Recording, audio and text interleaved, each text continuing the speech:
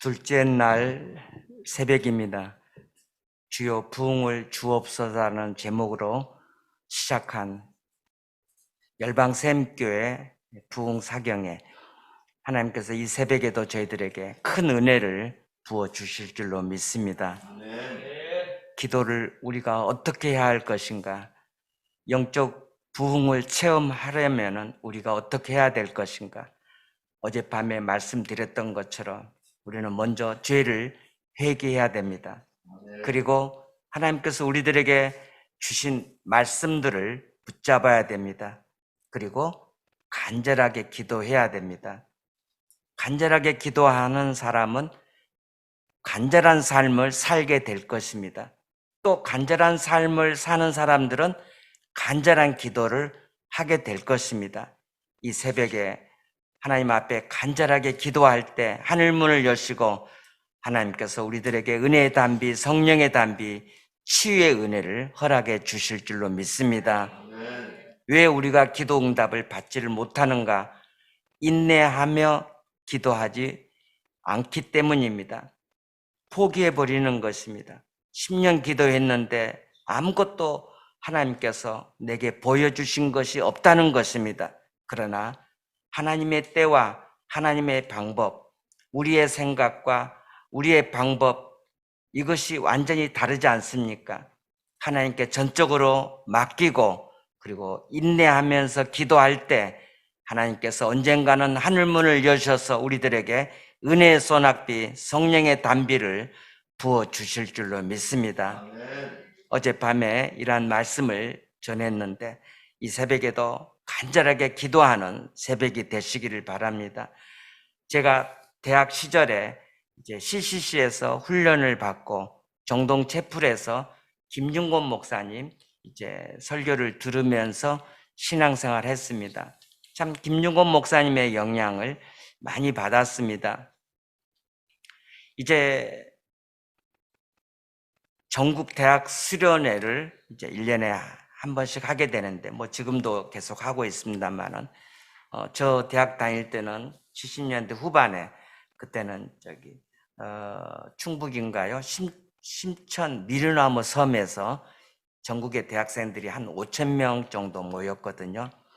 첫날 저녁 집회 김중곤 목사님이 다 불 끄라고 그러고 백문일답을 하십니다. 질문은 100가지인데 대답은 이제 한 가지입니다. 그래서 제가 한번 백문일답을 한번 하려고 합니다. 이 백문일답은 이렇게 오른손을 들고 한번 해야 또 맛이 납니다. 왜 코로나 시대에 부흥회입니까? 대답은 예수 그리스도입니다. 자, 코로나 시대에 왜 부흥회입니까? 예수 그리스도. 왜 열방샘교회입니까? 예수 그리스도. 왜 북한 선교입니까? 예수 그리스도. 왜 남북 통일입니까? 예수 그리스도. 왜 직장입니까? 예수 그리스도. 왜 사업입니까? 예수 그리스도. 왜 공부입니까? 예수 그리스도. 왜 영문학입니까? 예수 그리스도. 왜 결혼입니까? 예수 그리스도. 왜 출산입니까? 예수 그리스도. 왜 선교입니까? 예수 그리스도. 왜 열방 선교입니까? 예수 그리스도. 왜 통일 소망 선교입니까? 예수 그리스도. 왜 남북 사랑 학교입니까? 예수 그리스도. 이렇게 해서 100가지 질문을 던집니다. 그러면 대학생들이 예수 그리스도라고 아주 힘차게 외칩니다. 그렇게 하다 보니까 세뇌가 돼가지고 대학생들의 심장이 예수 그리스도의 심장으로 변해가는 것을 제가 체험적으로 느끼게 되었습니다. 우리 열방샘교회 사랑하는 성도 여러분, 여러분의 심장이 예수 그리스도의 심장으로 날마다 변해 가시기를 주의 이름으로 축원합니다. 그렇습니다. 예수 그리스도가 답입니다. 예수 그리스도가 생명수입니다. 2 더하기 2는 4입니다. 4 외에는 다 가짜입니다. 5도 가짜고 6도 가짜고 정답은 2 더하기 2는 4입니다. 4 외에는 다 틀린 답입니다. 마찬가지입니다. 예수 그리스도가 답입니다. 아멘. 타종교에서는 섭섭하다고 말하고 너희들은 너무 이기적이라고 말하지만은 인도나 이 힌두교나 뭐 불교나 마호메교나 이슬람교나 다 가짜입니다. 제가 영국의 웨일즈의 김경남 박사님의 그 이슬람 강의를 10주 어제 저녁만 제가 못 듣고 9주 김경남 박사님의 이슬람에 대한 그 강의를 다 들었습니다. 핵심은 이슬람은 다 가짜라는 것입니다. 가짜. 뭐 마호멧, 알라신 다 가짜라는 것이죠. 가짜인데 진짜처럼 저들이 그렇게 지금까지 우리를 속이고 해먹고 있다는 것입니다. 저들은 가짜인데 허구인데 아무것도 아닌데 있는 것처럼 진짜처럼 말하고 다닌다는 것입니다. 우리 알라와 니네 하나님하고 똑같다는 것입니다. 김영남 박사님은 말이 안 된다는 것입니다. 어떻게 알라고 하나님하고 가짜냐는 것이다. 하나님은 진짜고 하나님은 살아계시고 알라는 가짜라는 것입니다. 없다는 것입니다. 우리는 진짜인데 확신이 없고 열정이 없고 물론 열방 샘교회만 빼놓고 저 사람들은 가짜인데 진짜처럼 얘기하고 있다는 것이죠. 진짜는 예수 그리스도입니다. 믿으시면 아멘.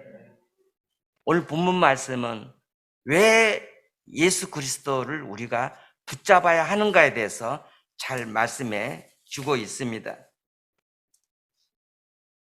12년 동안 혈루증으로 고생하던 한 여인이 나오고 있습니다.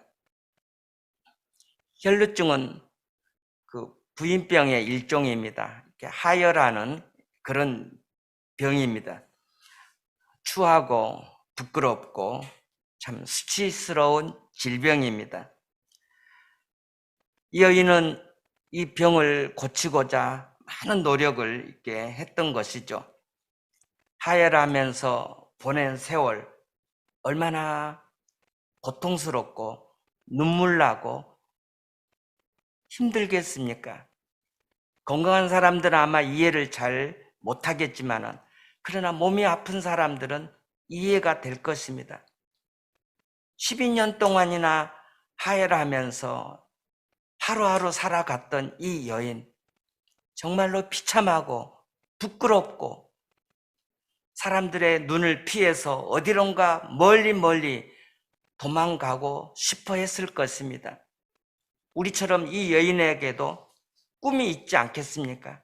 비전이 있지 않겠습니까? 그러나 몸이 따라주지 않는 것입니다. 오늘 성경에 보니까는 12년 동안 혈루증으로 고생하고 있다고 말씀하고 있습니다. 12년이라는 숫자는 의사로서는 고칠 수 없는 불치병이다, 난치병이다, 이것을 암시해주고 있는 것입니다. 12년 동안 의사를 만났는데 병을 고치지 못했다고 하는 것입니다. 거의 사람으로서는 고치기가 불가능한 병이라고 하는 것입니다. 그런데 놀라운 일이 일어났습니다. 어느 날 예수님을 이 여인이 만나게 됩니다. 예수님이 지나가시는데 군중을 뚫고 들어가서 예수님의 옷자락을 만졌는데 예수님의 능력이 나타나서 이 여인이 고침받게 된 것입니다. 하혈이 멈추게 된 것입니다. 할렐루야. 오늘 이 새벽에 또 온라인으로 하나님 앞에 예배드리는 사랑하는 많은 성도들 여러분, 여러분의 질병도 이 새벽에 치유함을 받는 그런 은혜가 있기를 주의 이름으로 축원합니다. 그렇습니다. 치유의 은혜가 나타나기를 바랍니다. 기적입니다. 놀라운 사건이 일어나게 된 것입니다. 그러면 어떻게 해서 이러한 치유의 은혜가 나타났는가 하는 것입니다. 첫 번째 우리가 생각해 볼 것은 세상은 우리의 근본적인 문제를 해결해 주지 못한다는 것입니다. 오늘 본문 말씀 25절, 26절입니다. 12해를 혈루증으로 알아온 한 여자가 있어 많은 의사에게 많은 괴로움을 받았고 가진 것도 다 허비하였으되 아무 효험이 없고 도리어 더 중하여졌던 차이라고 말씀하고 있습니다. 질병은 12년 동안 계속되었습니다. 절망적이고 너무나도 비참한 것입니다. 그럼에도 불구하고 이 여인은 꿈을 포기하지 않았습니다. 자신이 고침받고자 수많은 의사들을 찾아다녔습니다. 재산도 아끼지 않고 우리식으로 표현하면은 논밭 다 팔아서 이제 돈을 가지고 유명하다는 의사는 다 만나러 다니는 것입니다. 그런데 좋은 의사를 만나면은 고침을 받아야 되지 않겠습니까? 이게 지극히 상식적이고 정상인데 오늘 말씀을 보십시오. 많은 의사를 만났는데 오히려 더 많은 괴로움을 받았다고 하는 것입니다. 이것은 비극입니다. 의사를 만났는데 고침을 받지 못하고 그리고 더 고통을 당했고 아무 효험도 없다고 하는 것입니다. 이것은 정말로 절망이 아닐 수가 없는 것입니다. 여러분은 치아가 건강하십니까? 저는 치아가 안 좋습니다. 이게 유전인지 뭐 이 관리를 잘못해서 그런 건지 스트레스를 많이 받아서 그런 건지 저는 치아가 안 좋아가지고 독일에서 이제 한 10년 넘게 독일 치과 의사를 찾았습니다. 그런데 치아가 해결이 안 됩니다. 조금 뭐 손대다가 그냥 또 가라고 그러고 다음에 또 오라고 그러고 그냥 의사만 믿고 계속 갔는데 도무지 치아가 치료가 안 되는 것이죠. 그래서 제가 한국 의사를 찾아야 되겠다. 그러던 참에 이제 한국에 나올 일이 있었습니다. 그래서 이제 한국 치과 의사를 찾아갔는데 바로 엑스레이 찍고 바로 처방이 나오더라고요. 그러면서 한 3, 4년 사이에 임플란트를 제가 7개를 했습니다. 7개. 제일 먼저 독일에서 하나 하고요. 그리고 한국에 와서 임플란트 7개를 했는데 지난주에 또 치과를 갔습니다. 그랬더니 독일에서 했던 임플란트 그것을 빼야 된다는 것이죠. 왜냐하면 흔들린답니다. 기록 카드를 보여주셨는데 의사가 5년 전부터 독일에서 했던 그 임플란트가 흔들린다고 기록 카드에 쓰여진 것을 제가 봤습니다. 독일에서 임플란트 한 지가 한 7, 8년 됩니다. 임플란트를 해서 한 2, 3년이 지나면서 임플란트 그게 흔들리기 시작하면서 그래서 지난주에 결국은 발치를 했습니다. 그러니 독일 의사를 제가 믿을 수가 없는 거죠. 3개월 후에 다시 이제 와서 이제 심고 또 본 떠서 해야 되는데 제가 뭐 임플란트 때문에 다시 3개월 후에 한국에 올 수는 없고요. 뭐 내년이라도 어떤 일이 있어서 오게 되면은 다시 또 치과에 가서 제가 임플란트를 해야 되는 것이죠. 그러나 저는 한국 의사를 만나서 만족함을 얻었습니다. 100% 만족함을 얻었습니다. 너무 의사 선생님이 잘한 것이죠. 그러나 이 여인은 의사를 만났는데 고침받지를 못했다고 하는 것이죠. 이것은 절망이 아닐 수가 없는 것입니다. 물론 의사 선생님들 말씀을 들어보면은 의사들이 다 고친 것은 아니라고 의사들도 말합니다. 우리가 다 병을 고치는 것은 아닙니다. 오히려 어쩌면은 못 고치는 게 더 많습니다. 이런 얘기를 제가 들은 적이 있습니다. 그러나 환자로서는 의사를 만나면은 이 병이 고쳐져야 되는 것이죠. 이 여인은 의사를 붙들었는데 고침받지를 못했습니다. 문제 해결을 보지를 못했다고 하는 것이죠. 오늘 우리도 마찬가지입니다. 연약하기 때문에 뭔가를 우리가 붙들기를 원하는 것입니다. 돈이 없는 사람들은 부자의 손을 붙들려고 하고 출세하기를 원하는 사람들은 권력의 선을 붙잡으려고 하는 것입니다. 물에 빠진 사람이 지푸라기라도 이렇게 잡는 심정이 바로 우리 연약한 인생 아니겠습니까? 그런데 손을 잡아서 잘 되면은 좋지만은 그렇게 잡은 손은 대체적으로 잘못된 결과를 낳고 대부분 안 좋게 끝난다고 하는 것이죠. 사랑하려고 손을 잡았지만 오히려 더 상처를 받습니다. 성공하려고 손을 잡았지만 오히려 실패하는 경우도 많다는 것입니다. 이게 인간사 아니겠습니까? 하나님께서는 우리들에게 말씀하십니다. 세상의 손을 붙잡지 말고 주님의 손을 붙잡으라고 말씀하고 있습니다. 제 영국 시절 부끄러운 이야기를 하나 하겠습니다. 저는 1990년대 목사 안수를 받고 한서노회에서 그리고 1991년 6월에 이제 영국 유학을 떠났습니다. 저는 청교도에 대해서 관심이 많고 청교도 신학을 공부하기 위해서 이제 유학을 가게 된 것이죠. 런던에 도착해서 12월 말에 서울에 계신 제가 참 사랑하고 존경하는 장로님에게 국제 전화를 했습니다. 지금은 뭐 보이스톡, 페이스톡에 나와가지고 다 무료지만은 그 당시만 해도 30년 전이니까 굉장히 국제 전화가 비싸거든요.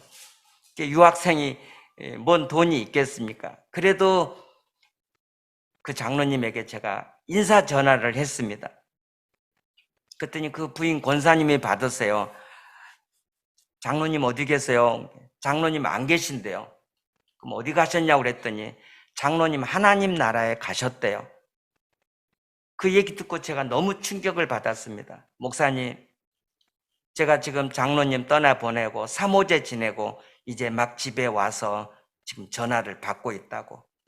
알고 보니까는 제가 6월에 런던에 도착했는데 9월에 급성 간암이 발병이 돼서 3개월 투병 생활하고 12월에 장로님이 돌아가신 것입니다. 50대 초반입니다. 교회에서 헌금을 첫 번째, 두 번째로 제일 많이 하고 믿음도 그렇게 좋으시고 그리고 하나님께서 축복해 주셔서 건축 사업하는 장로님이신데 어마어마한 물질을 갖고 계십니다. 교회에 엄청난 헌금을 하고 계시고 많은 사람들을 돕는 참 신실한 그런 장로님입니다. 그런데 유학 초기에 제가 너무 돈이 없어가지고 그 장로님을 의지한 것입니다. 전한 이유가 있습니다.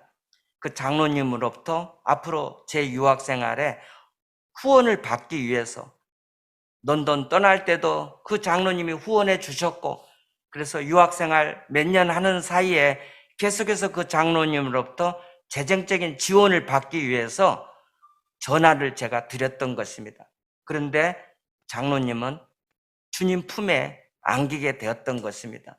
일단 장로님이 그렇게 간암으로 일찍 세상을 떠나고 주님 품에 안긴 것에 대해서 제가 충격을 받았고 두 번째로 목사가 아무리 돈이 없다고 유학 초창기에 하나님을 의지해야 될 텐데 성도들에게는 물질로 인해서 염려하지 말고 무엇을 먹을까, 무엇을 마실까, 무엇을 입을까 염려하지 마십시오. 오직 그의 나라와 그의 의를 구하십시오. 그러면 하나님이 다 채워주십니다.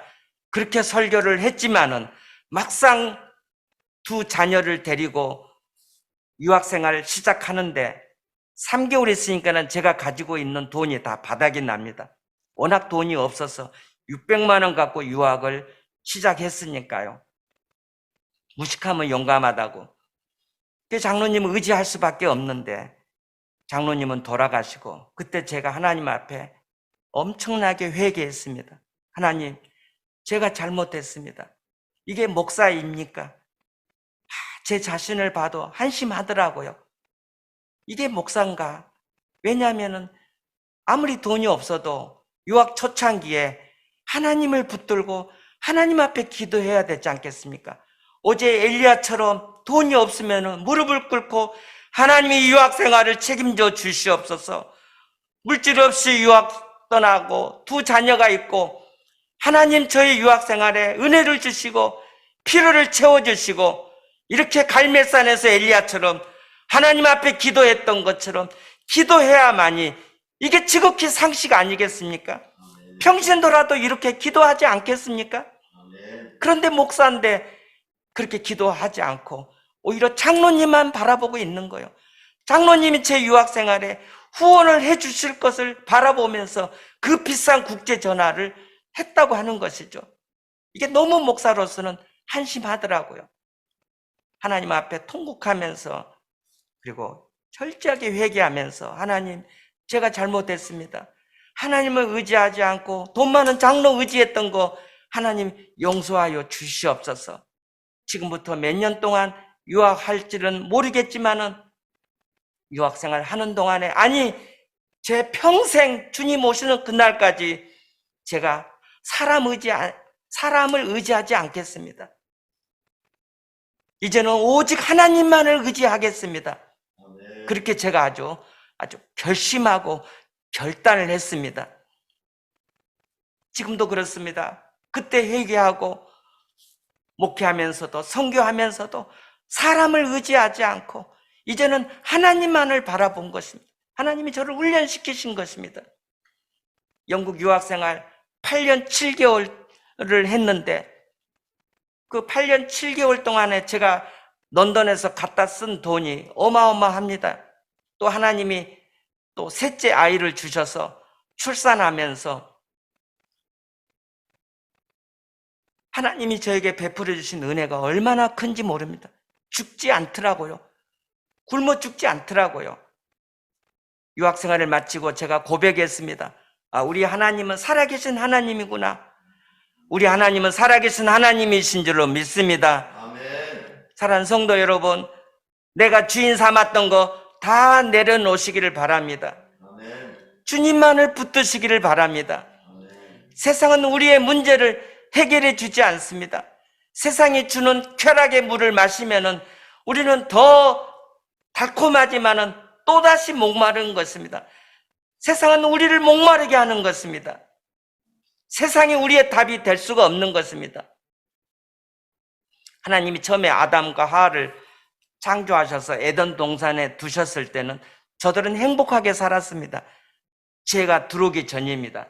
그러나 죄가 들어오면서 저들은 고통을 당하게 되었고 그리고 질병을 안게 되었고 결국은 사망까지 하게 된 것입니다. 죄 때문에 우리가 죽는 것입니다. 그래서 질병과 이 죽음, 이 모든 것은 죄가 원인이라고 하는 것입니다. 그런데 이 죄 문제는 세상이 해결해 주지 못하는 것입니다. 우리 인생의 근본적인 문제는 죄 문제입니다. 죄 사함을 받아야 되는 것입니다. 돈이 많고 지식이 많고 이것은 아무 문제가 되지 않습니다. 죄 사함을 받느냐, 죄 사함을 받지 못하느냐, 이게 우리 인생의 가장 근본적인 문제이지 않겠습니까? 그러나 세상은 이 문제를 해결해 주지 못한 것입니다. 이제 이 여인은 예수님의 옷자락을 붙잡습니다.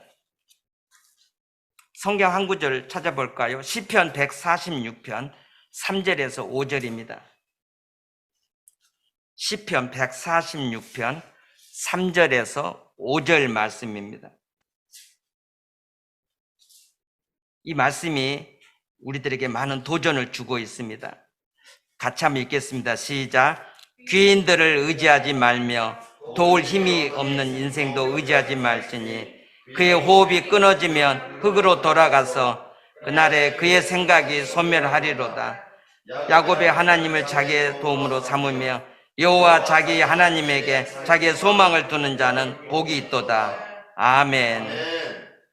시편 기자가 우리들에게 이 아침에 말씀하고 있습니다. 도울 힘이 없고 호흡이 끊어지면 흙으로 돌아갈 인생 의지하지 말라고 하는 것입니다. 하나님께만 소망을 두라고 하는 것입니다. 우리는 가능성에 어떤 소망을 두지 않습니다. 우리는 어떤 확률에 소망을 두지 않습니다. 우리의 소망은 가능성이 아닙니다. 우리의 소망은 확률이 아닙니다. 우리의 소망은 오직 하나님 한 분인 줄로 믿습니다. 아멘. 믿으시면 아멘.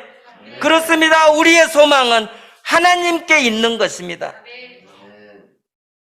사람을 의지하지 마시길 바랍니다. 아멘. 도울 힘이 없는 인생, 호흡이 끊어지면 흙으로 돌아갈 인생 의지하지 말라는 것입니다. 하나님께만 소망을 두라는 것입니다. 아멘. 이 여인이 이제 갈수록 몸이 쇠약해지고 지갑은 점점 가벼워지고 있습니다. 그런데 어느 날 예수님에 대한 소문을 듣습니다. 27절에 보니까는 예수의 소문을 듣고 이렇게 말씀하고 있습니다. 이 여자는 믿음의 사람이 아닙니다. 여러분들처럼 어떤 고차원적인 신앙을 가진 사람도 아닙니다. 여러분들처럼 어떤 제자 훈련을 받고 담임 목사님으로부터 성경 말씀을 이렇게 배우고 신앙 훈련을 받은 그런 사람이 아닙니다.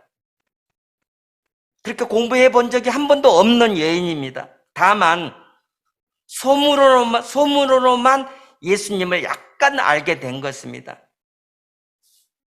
하나님이 보내신 나사렛 예수 그리스도, 그분이 소경된 자를 고치셨고 그리고 귀신된 자를 쫓아내면서 그 사람을 깨끗하게 해주셨고 그리고 많은 병자들을 치료해 주셨고 몰려오는 병자들을 더럽다고 내치지 않고 그들을 사랑으로 품어주시면서 불쌍히 여기시면서 많은 병자들을 고쳐주셨다는 나사렛 예수에 대한 소문을 듣습니다. 심지어 죽은 자도 살리셨다는 예수님에 대한 소문을 듣습니다. 그러면서 자기 인생과 결부시킵니다. 군중을 뚫고 들어가서 이 여인이 예수님의 옷자락을 만집니다. 그런데 놀라운 일이 일어났습니다. 옷자락을 만지는 순간 능력이 나타나서 이 여인이 고침받게 된 것입니다. 할렐루야. 예수의 소문은 이 여인에게는 한 줄기 불빛이요 희망이었습니다. 이 부분에서 우리가 한번 생각해 볼 필요가 있습니다.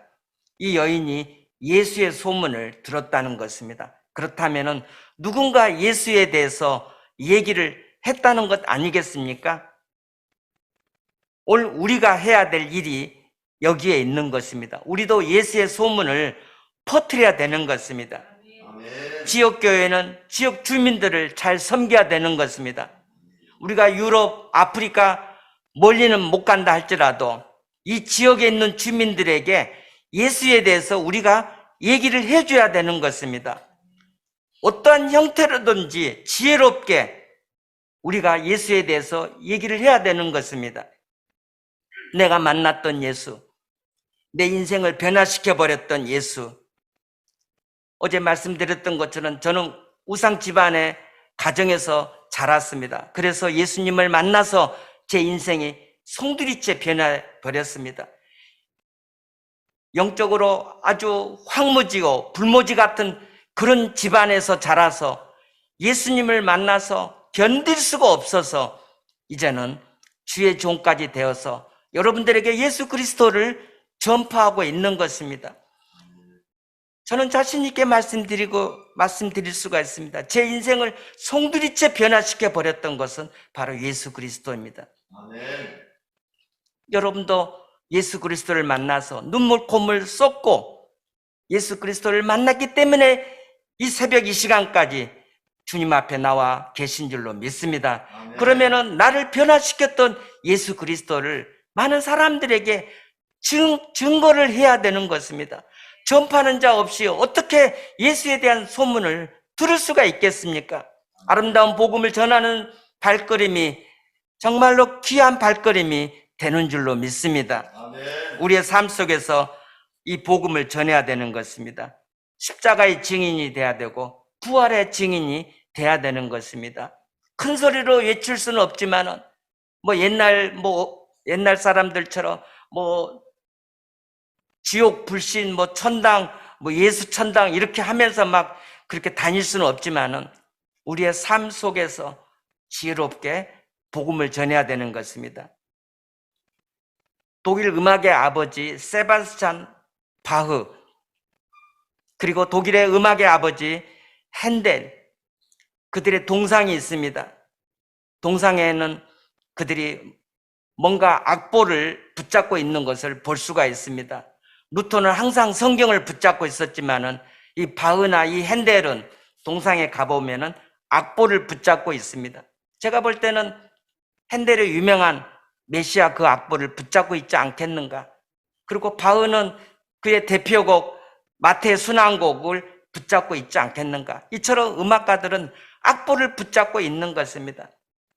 경건주의의 고장 독일의 할레라는 도시가 있습니다. 그 할레에서 독일의 경건주의자 프랑케 목사님이 이제 사역을 하셨는데 그때 경건주의의 꽃을 피우게 된 것입니다. 동상이 있습니다. 그 동상에 가보니까 이 프랑케 목사님은 어린아이들을 손잡고 있습니다. 왜냐하면은 이 프랑케 목사님은 이 경건주의 세 번째 리더인데 종교개혁자들이 말씀과 교리를 붙잡았다면은 경건주의자들은 삶과 실천을 많이 강조합니다. 종교개혁자들에게 니네들은 말로만 신학, 교리, 이싱칭이 하는데 파워가 없다는 것이죠. 그러면서 경건주의자들은 실천을 많이 강조합니다. 삶을 많이 강조합니다. 그래서 이 프랑케 목사님이 할레에서 고아원도 세우고 이제 신학교도 세우고 많은 일들을 이제 감당을 했던 것이죠. 여러분 잘 아시는 라파엘이나 미켈란조는 미술로 복음을 전했고요. 그리고 불의 전차 스코틀랜드의 에릭 리드 선수는 주일은 뛰지 않습니다. 이게 유명하지 않습니까? 경기가 주일인데 금메달 후보인데 주일날 경기를 자기 주 종목에 안 나갑니다. 그리고 자기의 비종목 200m인가 400m인가 거기에 나갔는데 월요일날 거기서 금메달을 땁니다. 그는 스포츠로 복음을 증거했던 사람입니다. 그의 유명한 말이 있습니다. 주일은 뛰지 않습니다. 우리 한번 따라서 해볼까요? 주일은 뛰지 않습니다. 얼마나 믿음으로 살았는지 모르는 것입니다. 27절 28절입니다. 예수의 소문을 듣고 무리 가운데 끼어 뒤로 다시 그의 옷에 손을 대니 이는 내가 그의 옷에만 손을 대어도 구원을 받으리라 생각함이더라. 예, 내게 기회가 왔구나. 그녀는 군중 속으로 들어가서 예수의 옷자락을 붙잡고 그리고 주님의 능력이 나타나서 고침을 받게 된 것입니다. 29절입니다. 이에 그의 헬루 근원이 곧 마름에 병이 나온 줄을 몸에 깨달으니라. 할렐루야. 만약에 이 여인이 예수 그리스도를 붙들지 않았다면 지금까지 아마 혈루가 흐르고 있을 것입니다. 우리도 마찬가지입니다. 어떤 문제가 있을 때 예수 그리스도를 붙들지 않는다면 우리의 문제는 해결되지 않을 것입니다. 사랑하는 성도 여러분, 힘들고 어려울 때, 문제가 생겼을 때 주님을 붙잡으시길 바랍니다. 아멘. 예수 그리스도를 붙잡기를 바랍니다. 아멘. 34절입니다. 예수께서 이르시되 딸아 내 믿음이 너를 구원하였으니 평안히 가라. 내 병에서 놓여 건강할지어다. 내 믿음이 너를 구원하였으니. 사랑하는 성도 여러분, 여러분의 믿음으로 주님의 옷자락을 붙드시기를 바랍니다. 다른 방법은 없는 것입니다. 우리가 사는 것은 예수 그리스도를 붙잡는 것입니다. 예수 그리스도를 붙잡을 때 우리는 다시금 살게 될 줄로 믿습니다. 종교개혁자들이 예수 그리스도를 붙잡았습니다. 어제 목사님도 기도 제목 하면서 또다시 말씀해 주셨습니다. 종교개혁자들은 오직 성경, 오직 믿음, 오직 은혜, 오직 그리스도, 오직 하나님께 영광을 그것을 붙들고 살았던 것입니다. 여러분이 붙들고 있는 것은 무엇입니까? 핸드폰입니까? 저도 핸드폰을 자주 합니다. 어디서 누가 무슨 소식을 보냈나 또 답장하느라고 핸드폰을 자주 사용합니다. 그러나 우리는 핸드폰을 붙잡고 있는 시간이 너무 많습니다. 핸드폰을 붙잡고 있는 시간, 그 시간은 아무 역사가 일어나지 않습니다. 그것을 잠시 옆에다가 밀어놓고 우리는 성경을 붙잡아야 되는 것입니다. 일어나자마자 하나님의 말씀을 붙잡고 기도를 붙잡고 예수 그리스도를 붙잡을 때 주님이 우리들에게 놀라운 은혜를 베풀어 주실 줄로 믿습니다. 아멘. 코로나 바이러스가 온 세계를 힘들게 하고 있습니다. 이것은 우리들에게 하나님이 주신 경고이지 않겠습니까? 예수 그리스도를 붙들라고 하는 것입니다. 내가 주인 삼았던 거 다 내려놓고, 내가 쓸데없는 거 붙잡았던 거 다 내려놓고 이제는 예수 그리스도만 붙잡으라고 하는 것입니다. 바울이 붙잡았고 베드로가 붙잡았던 그 예수 그리스도, 종교개혁자들이 붙잡았고 영국의 청교도들이 예수 그리스도를 붙잡았고 스코틀랜드의 카버넌트들, 언약도도들이 목숨 걸고 붙잡았던 그 예수 그리스도, 칼빈이 붙잡았고 칼빈의 후예들, 프랑스의 유구노들이 붙잡았던 그 예수 그리스도를 사랑하는 성도 여러분, 굳게 붙잡으시기를 바랍니다. 그럴 때 우리의 문제가 해결될 줄로 믿습니다. 베데스다 연못가에 38년 된 병자가 있었습니다. 예수님께서 너무 불쌍히 여기셔서 이 병자를 고쳐주셨습니다. 이 병자는 예수 그리스도를 모르는 사람입니다. 이 병자는 전설만 믿고 있습니다. 연못이 있는데 천사가 와서 물을 통할 때 제일 먼저 들어가는 사람이 병을 낫는다, 이 전설만 믿고 있는 것입니다. 그런데 예수님께서 이 38년 된 병자를 고쳐주셨습니다. 이제는 전설을 믿지 말라, 이제는 나를 믿으라는 것이죠. 내가 치료자다, 내가 상담자다, 내가 구원자다, 내가 생수다, 생수다. 열방 샘교회 생수인 줄로 믿습니다. 내가 생명수다는 것이죠. 세상이 주는 물은 달콤합니다. 그러나 또다시 목마릅니다. 우리의 문제를 해결할 수 없는 것입니다. 그러나 주님은 생명수이십니다. 생명수는 우리를 만족하게 합니다. 우리를 행복하게 하는 것입니다. 생명수 대신은 예수 그리스도 한 분이면 우리는 충분한 것입니다. 예수님이 해결하지 못할 문제는 하나도 없는 것입니다. 예수님이 상단자입니다. 예수님이 길이요 진리요 생명이시고 치료자시고 구원자시고 문제 해결자이신 줄로 믿습니다. 두 손 들고 기도하겠습니다. 여러분, 예수 그리스도를 붙잡으시기를 바랍니다. 예수 그리스도를 붙들지 않고 있던 거 회개하시고 이제부터 주님만 붙들고 살겠습니다. 주여 외치고 한번 기도하겠습니다. 주여!